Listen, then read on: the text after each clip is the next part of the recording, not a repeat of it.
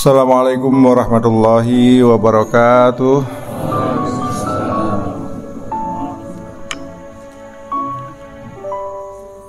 Alhamdulillah rabbil alamin. Wassalatu wassalamu ala asrafil anbiya'i wal mursalin wa ala alihi wa sahbihi ajmain. Syukur alhamdulillah, pada pagi hari ini kita telah mendapatkan rahmat yang begitu besar sehingga bisa hadir ke mushola ini, bisa hadir ke majelis ilmu ini. Semoga Allah ridho apa yang kita lakukan pada hari ini.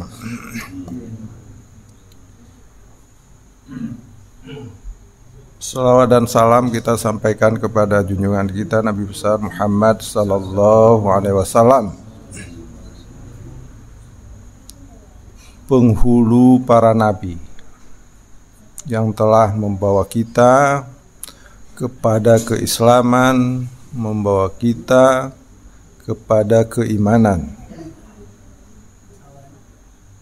sehingga hidup kita tidak terombang-ambing, jelas arah dan tujuannya. Jamaah subuh yang dirahmati Allah, pada pagi hari ini saya ingin menyampaikan tentang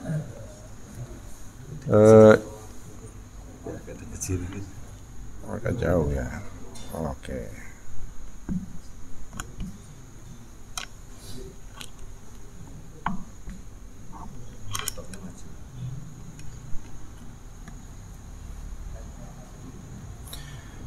Islam agama keadilan. Ada banyak sekali ayat-ayat dalam Al-Quran yang mengingatkan kita berbuat adil. Kemudian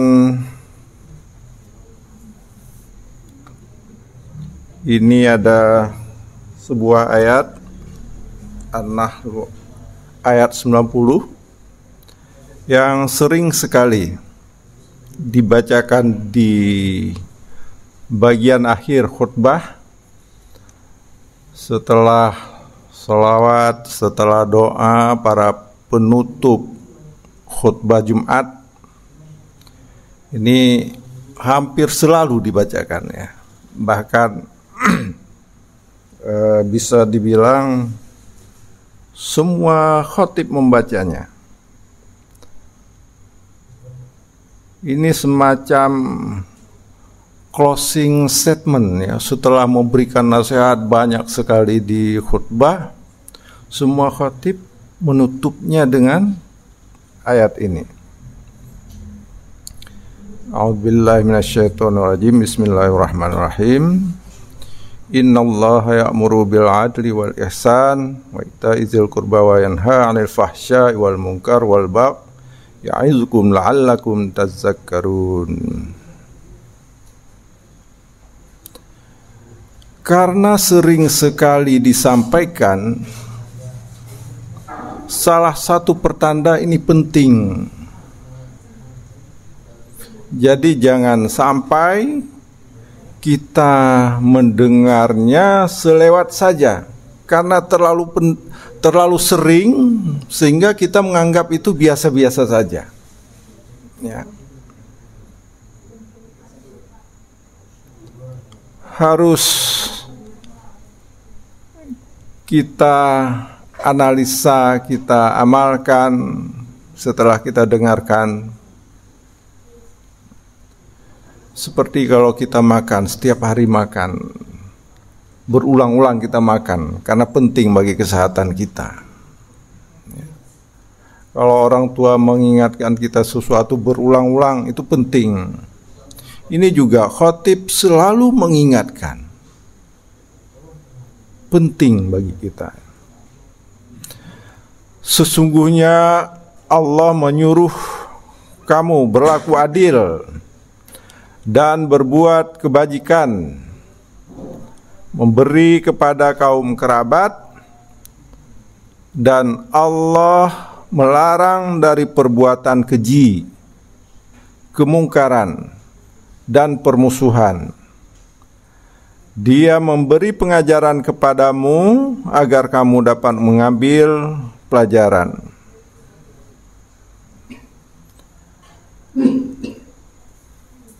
Ada 3 perintah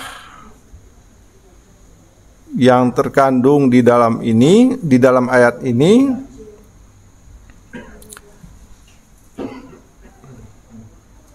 Yang pertama, menegakkan keadilan.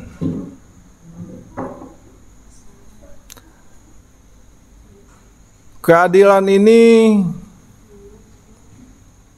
sulit-sulit gampang, gampang-gampang susah kita menegakkan keadilan. Kadangkala adil bagi kita ternyata tidak adil bagi orang lain. Adil bagi orang lain tidak adil bagi kita.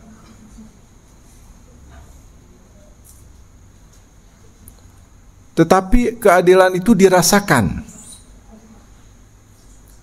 Jadi bahkan tidak ditulis pun kosakata adil, orang buta huruf merasakan keadilan atau tidak adil.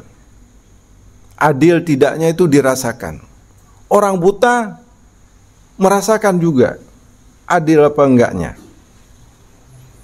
Jadi ada di dalam hati nurani kita. Walaupun manusia berusaha untuk membuat kayak hukum ya, undang-undang dan sebagainya untuk mengarah pada keadilan. Nah, kemudian ada ayat-ayat yang lain juga tentang keadilan ini. Hai orang-orang yang beriman, hendaklah kamu jadi orang-orang yang selalu menegakkan kebenaran karena Allah, menjadi saksi dengan adil, dan janganlah sekali-kali kebencianmu terhadap sesuatu kaum mendorong kamu untuk berlaku tidak adil. Berlaku adillah karena adil itu lebih dekat kepada takwa. Dan bertakwalah kepada Allah. Sesungguhnya Allah Maha mengetahui apa yang kamu kerjakan. Nah, pada ayat ini surat Al-Maidah ayat 8, menjadi saksi dengan adil. Jadi apa yang kita lihat, apa yang kita faktanya harus disampaikan dengan adil, apa adanya. Ya. Hak dan kewajiban harus diwujudkan sebagaimana mestinya.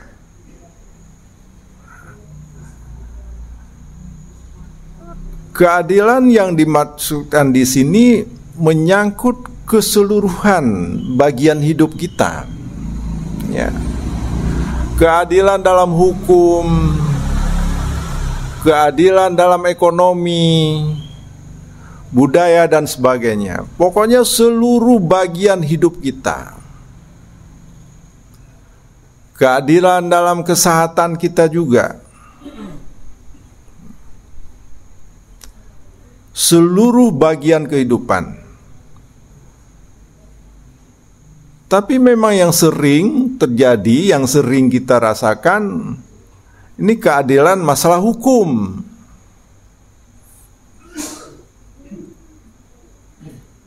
Kadangkala terang-terangan, jelas kita melihat ketidakadilan itu. Ya. Yang satu mendapatkan hukuman tidak sesuai dengan hukum, yang satu mendapat hukuman lebih berat dari yang seharusnya. Nah, ini yang paling sering kita lihat, apalagi dalam bernegara, berbangsa, bermasyarakat, ya.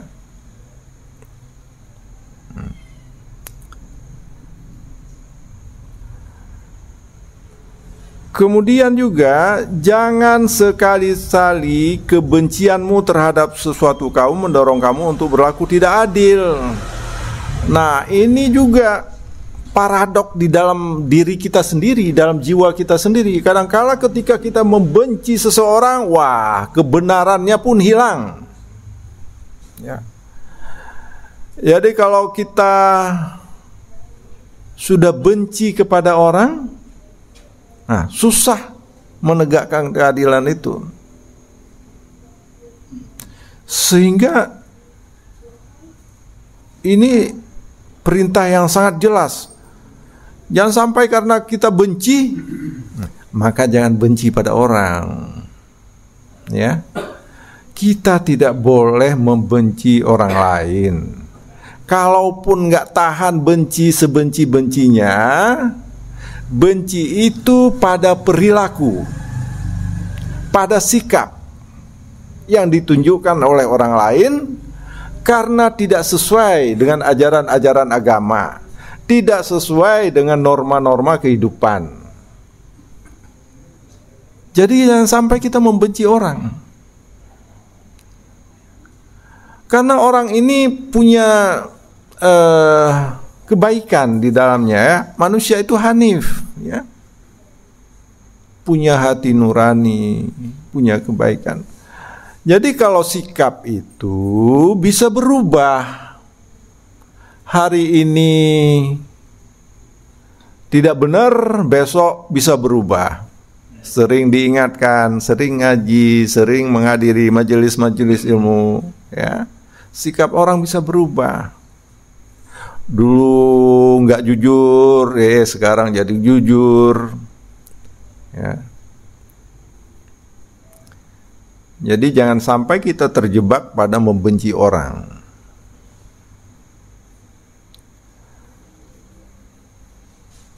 Berlaku adillah. Ini berulang-ulang, ya. Berulang-ulang di dalam satu ayat ini diingatkan berulang-ulang masalah keadilan.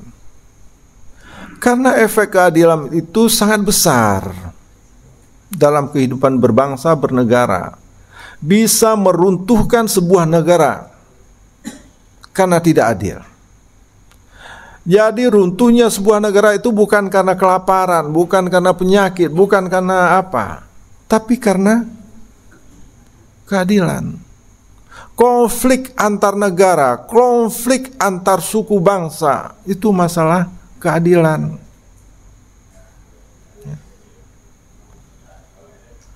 Jadi kegagalan sebuah negara itu karena masalah keadilan. Konflik perang antar negara itu karena masalah keadilan. Dan ini sepanjang kehidupan, sepanjang kehidupan. Di dunia ini setiap hari ada perang, nggak pernah berhenti. Pindah dari satu tempat ke tempat yang lain. Ya. Hari ini perang Rusia dengan siapa tuh? Ukraina masih, ya, belum tuntas. Kelaparan setiap hari ada sepanjang hidup. Penyakit juga begitu.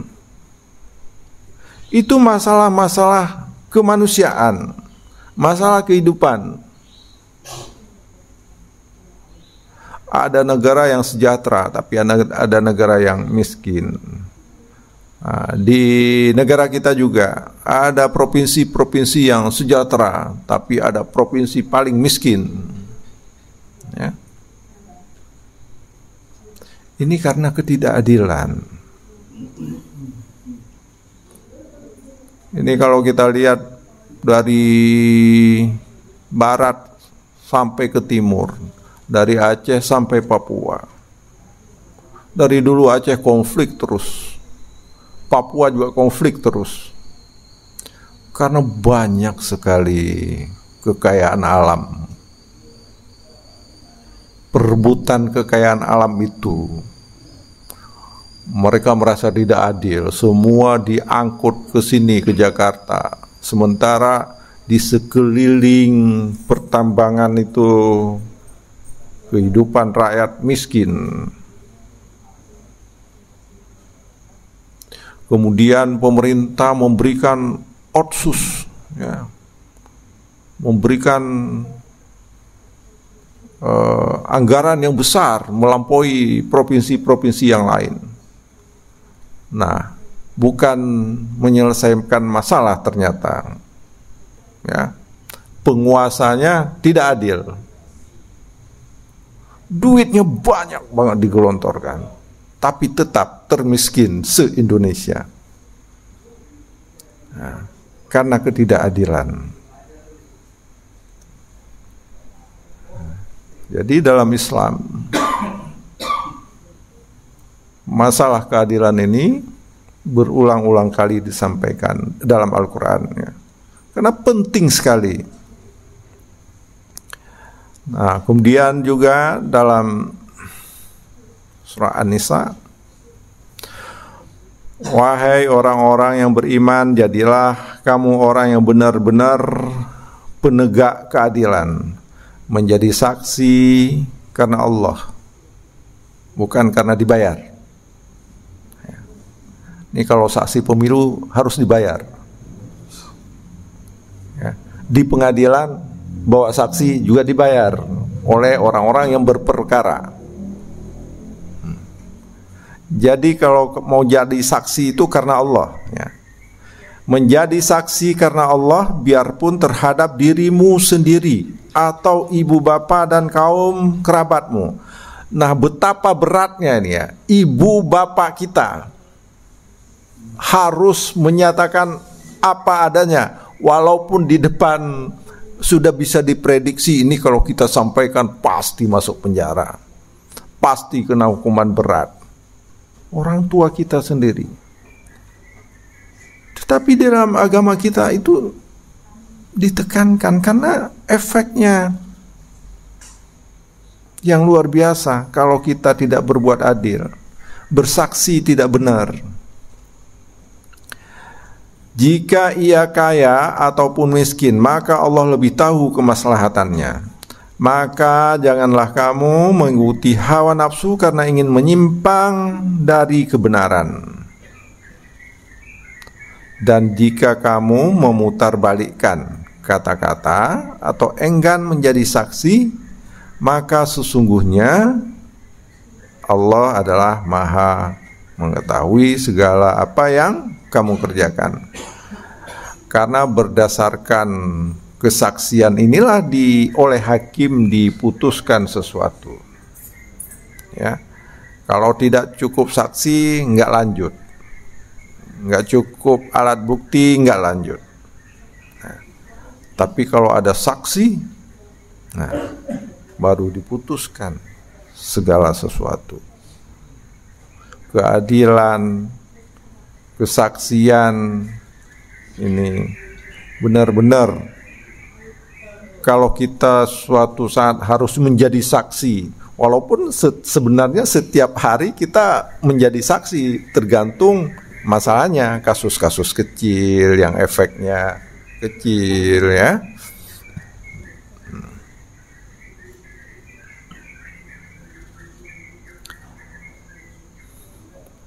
Nah, ini ada sebuah kisah yang sudah sangat populer, saya kira. Kisah wanita suku Bani Makhzumiyah, kasus pencurian atau korupsi yang dilakukan oleh seorang wanita dari suku Bani Makhzumiyah, suku bangsa yang dianggap elit di kalangan bangsa Arab ketika itu. Nah, para sahabat enggan menerapkan hukuman padanya. Lalu Rasulullah SAW mengumpulkan para sahabatnya sambil bersabda, "Wahai sekalian manusia, sesungguhnya hancurnya bangsa-bangsa." Nah, hancurnya bangsa-bangsa, ya, sebelum kamu sekalian, karena diskriminatif dalam penegakan hukum. Jika yang mencuri itu dari kalangan syarif, orang-orang yang dianggap mulia, mereka enggan menegakkan hukum. Tetapi jika yang mencuri itu dari kalangan dhaif, orang lemah, rakyat jelata, mereka cepat menerapkan hukumnya. Demi Allah, andaikan Fatimah anakku sendiri yang mencuri, maka aku akan potong tangannya dengan tanganku sendiri. Ini di masa Rasulullah. Hari ini setelah ratusan tahun yang lalu, aktual, masih aktual, ya. Siapa yang paling banyak mencuri di negara ini? Orang-orang terhormat dalam konotasi, orang-orang yang dimuliakan, para pejabat tinggi, para anggota dewan, orang-orang kaya. Jadi kasus ini yang begini-begini ada sepanjang masa, ada sepanjang zaman. Triliunan uang rakyat berulang-ulang kali.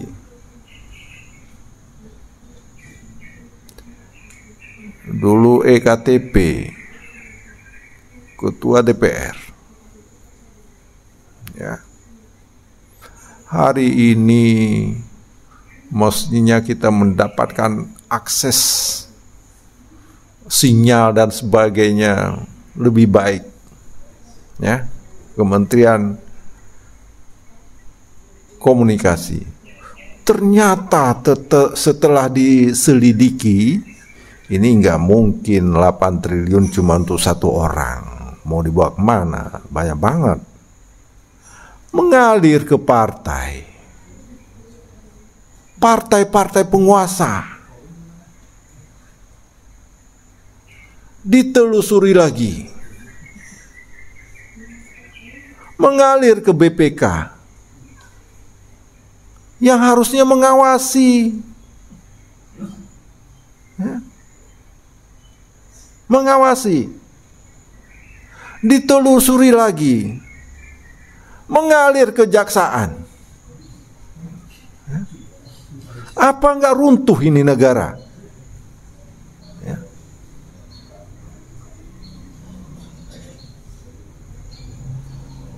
Jadi kalau modusnya sih bisa dibikin-bikin, cerdas, ya. Manusia ini memang cerdas. Ini supaya nggak ketahuan, bikin modus yang agak nggak nyata, ya.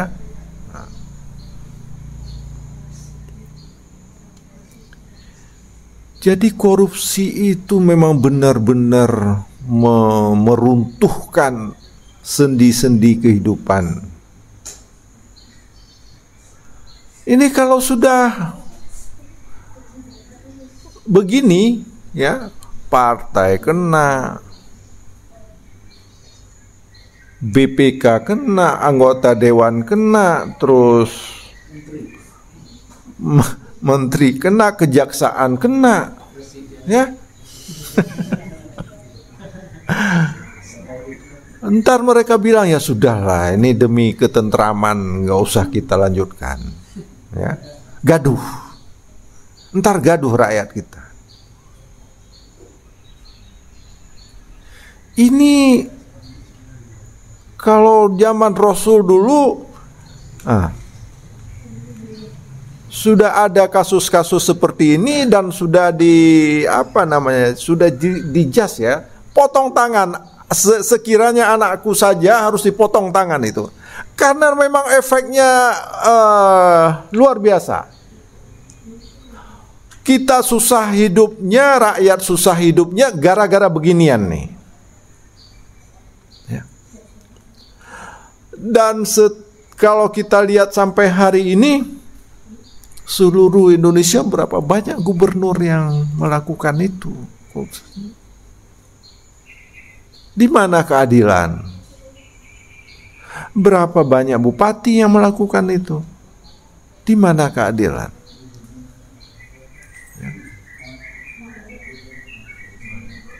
Gak usah jauh-jauh, ini Bogor ini termasuk nomor 1 bro. Di Jawa Barat nomor 1 korupsi Bogor, Kabupaten Bogor ini di Jawa Barat. Dan berjalan terus. Gak usah jauh-jauh, ini rumah sakit yang harusnya udah kita nikmati di Parung itu lagi proses korupsi itu. Jadi gak bisa lanjut, hanya jadi klinik biasa. Mestinya kayak RSUD di Cibinong itu, yang di Parung ini. Dan korupsinya nggak tanggung-tanggung. Itu dari hampir 90 miliar anggarannya 30 miliaran dia korupsi. Udah berapa banyak tuh? Hampir setengah ya.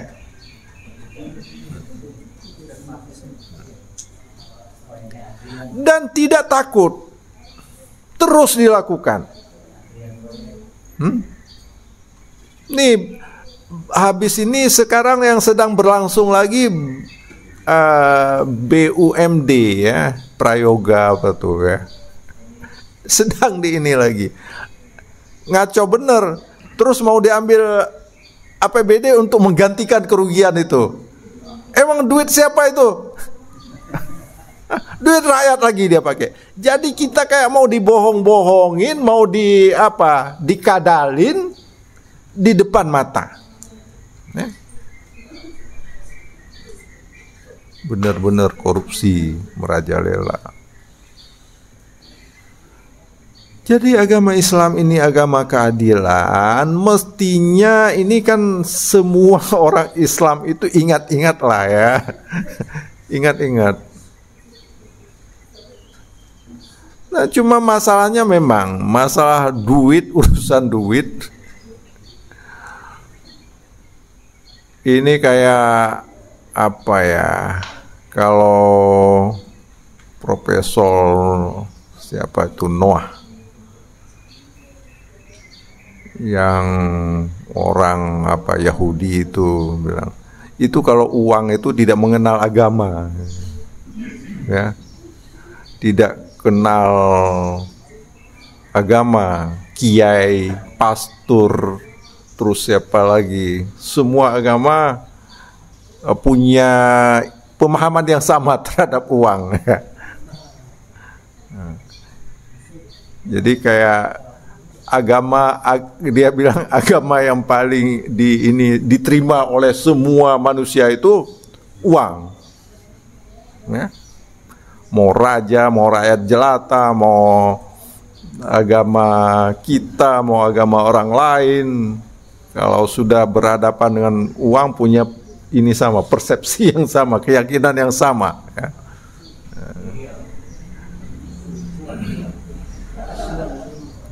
Jadi ini kisah yang harusnya menginspirasi kita umat muslim ya. Nabi sendiri memperlakukan begini kepada anaknya. Sudah diingatkan berulang-ulang kali. Tapi terjadi terus dan terjadi terus.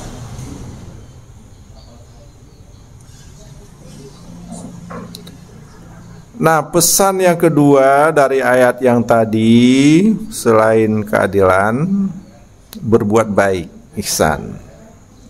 Ya.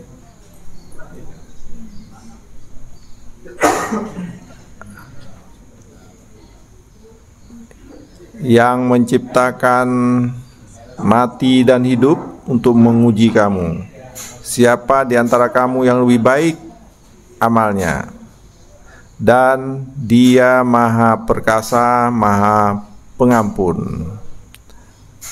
Diharapkan umat memiliki keahlian yang dibutuhkan oleh masyarakat dan diimplementasikan secara maksimal dan optimal untuk kebaikan. Nah, jadi kebaikan ini jam berapa ya? Mana? Oh, 10 menit lagi. Nah,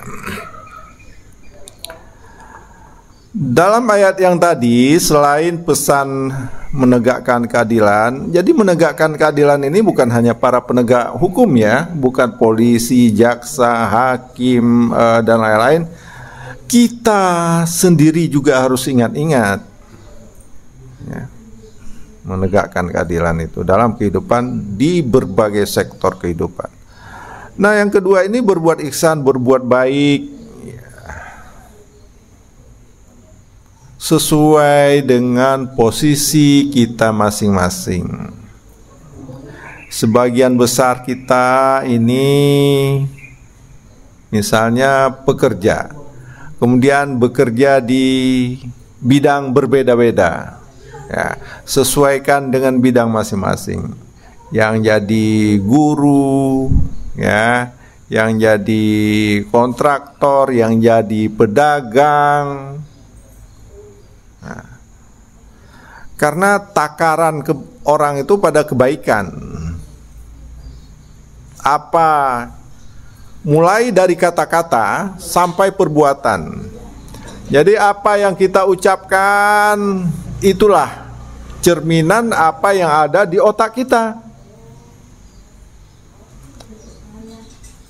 Setiap kalimat yang kita keluarkan, nah itulah cerminan yang ada di otak kita.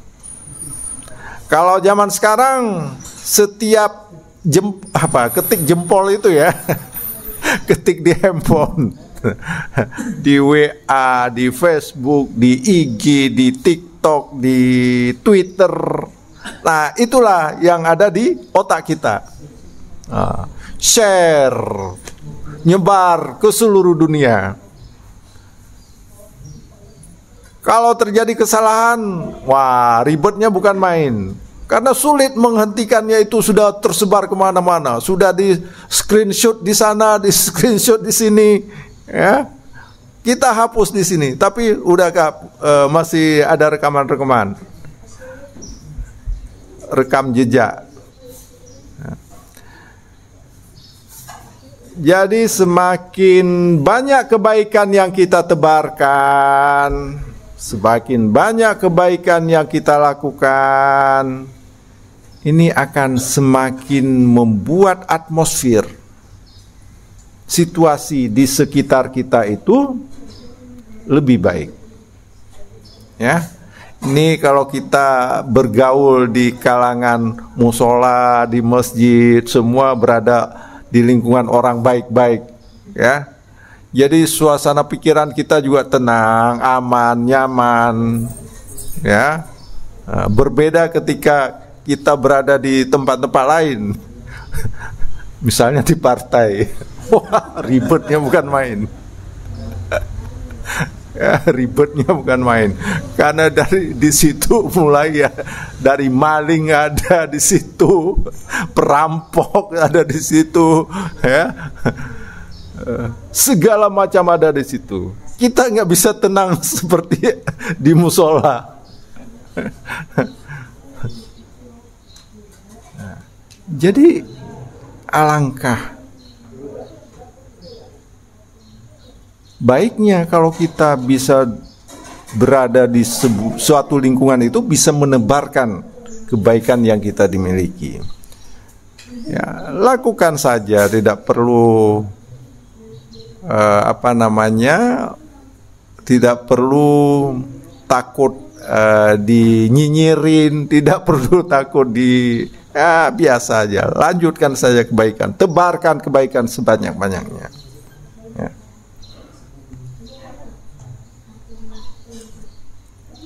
Yang ketiga, dari ayat yang tadi, An-Nahl 90, menguatkan hubungan kekerabatan. kekerabatan, persaudaraan, saling tolong-menolong, saling membantu, bersinergi, berkolaborasi dalam berbagai kehidupan. Ini menguatkan kita, ya, menguatkan kita.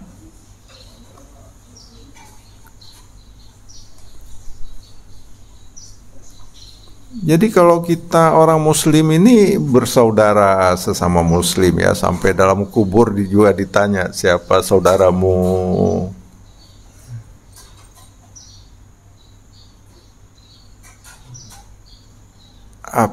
Dengan orang lain juga, ya, saudara sebangsa, saudara setanah air, walaupun berbeda agama, ya. Nah, kuatkan supaya negara kita kuat. Jangan sampai satu RT aja ribut, satu RW aja ribut, ya.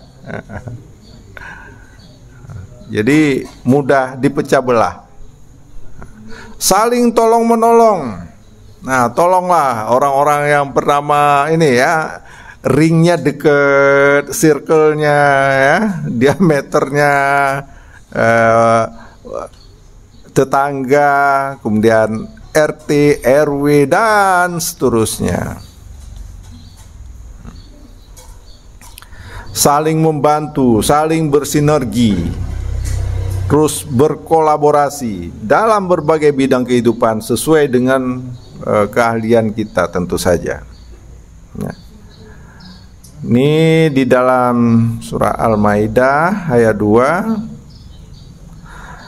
Dan tolong menolonglah kamu dalam mengerjakan kebajikan dan takwa. Dan jangan tolong menolong dalam berbuat dosa dan pelanggaran. Dan bertakwalah kamu kepada Allah, sesungguhnya Allah sangat berat siksanya. Jadi kalau kita habis menolong orang, ada perasaan lega dalam hati, ya. Habis membantu orang, ada perasaan lega dalam hati, senang aja sendiri gitu, ya. Bisa membantu orang lain, bisa menolong orang lain. Kemudian kalau ada proyek bisa berkolaborasi, berhasil, lebih baik, ada perasaan juga senang dalam hati kita. Ini sekalian padahal kita sudah melaksanakan ajaran agama. Jangan lupa kita bekerja itu ibadah, ya. Bekerja itu ibadah, ya. Ketemu orang, senyum, salam, sapa, itu ibadah. Jadi jangan hanya jangan dipersempit ibadah itu hanya di musola. Jadi kita memikirkan kepentingan orang banyak itu ibadah juga, bermanfaat bagi orang lain, kan? Sebaik-baik manusia yang bermanfaat bagi orang lain, ya. Jadi setiap manfaat yang dirasakan oleh orang lain membawa kebaikan bagi kita. Jadi RT, jadi RW, jadi pengurus musola, jadi panitia kurban, jadi itu semua, ya, memberikan kebaikan. Nah, selain ada 3 perintah utama dalam ayat yang tadi, juga ada 3 larangan. Pertama, dilarang berbuat fahsya, dosa besar yang menjijikkan dan menghancurkan nilai kemanusiaan, seperti perzinaan, perjudian, minuman keras, dan perbuatan buruk lainnya. Nilai yang tertinggi dalam kehidupan kita adalah kemanusiaan. Nilai kemanusiaan itu nilai tertinggi. Ya. Kalau bicara nilai kemanusiaan, ini belum melihat dia agama apa. dia suku apa, dia bangsa apa. Jadi kehormatan tertinggi, nilai tertinggi ada pada nilai kemanusiaan. Nah, kalau nilai ini yang dihancurkan, besar sekali efeknya. Menghancurkan nilai kemanusiaan. Perzinaan, perjudian, minuman keras. Karena ini efeknya ke depannya dalam sosial, dalam kehidupan sosial. Ini ada sebuah hadis, jauhilah oleh kalian perbuatan zina. Bukan melarang berzina, menjauhi, gimana ya? Bukan melarang berbuat, tapi dari awal, sejak awal suruh jauhi.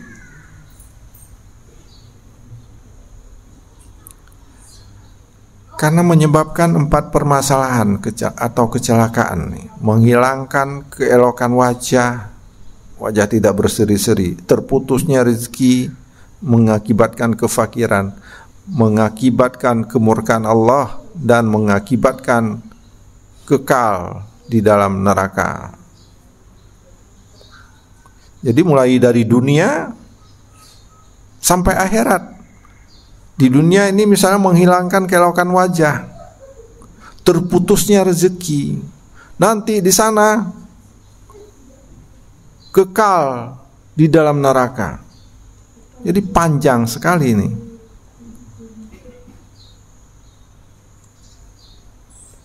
Yang kedua, dalam ayat yang tadi dilarang berbuat mungkar, merusak tatanan kehidupan kemanusiaan seperti membunuh tanpa alasan. Dalam surah An-Nisa ayat 93, kalau membunuh itu ini hukuman di akhirat ya, hukum di akhirat. Dan barang siapa yang membunuh seorang mukmin dengan sengaja, maka balasannya ialah jahanam, kekal di dalamnya, dan Allah murka kepadanya dan mengutukinya serta menyediakan azab yang besar baginya. Itu nanti di akhirat. Terus di dunia apa? Kisas, suruh balas tuh. Darah dengan darah, perempuan dengan perempuan, laki-laki dengan laki-laki ya. Orang merdeka dengan orang merdeka. Ini masalah keadilan juga.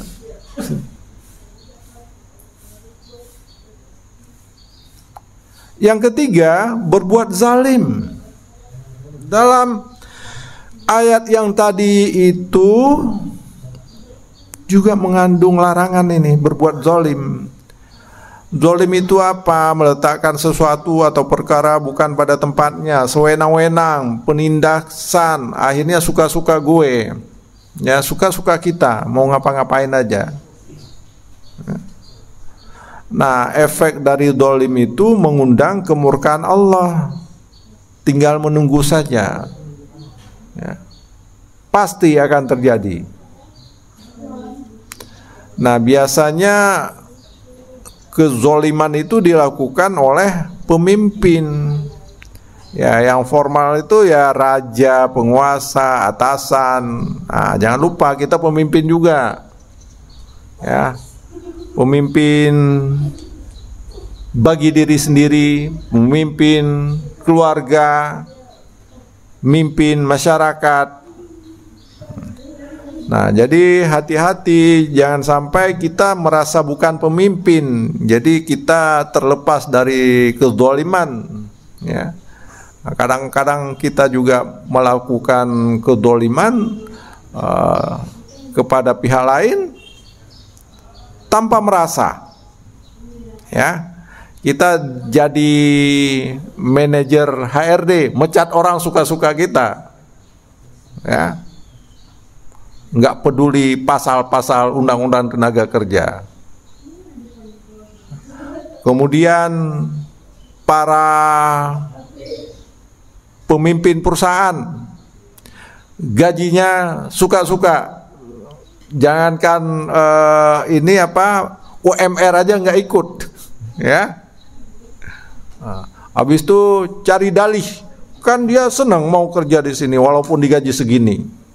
Nah, orang terpaksa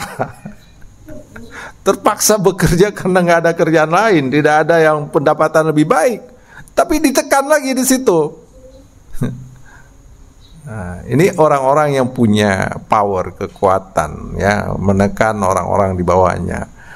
Ya, kalau peristiwa besar ya kayak Fir'aun, ya, peristiwa besar tuh Fir'aun ngadu domba rakyat, membunuh bayi laki-laki karena ada informasi anak laki-laki yang lahir nanti akan menggantikannya menjadi raja.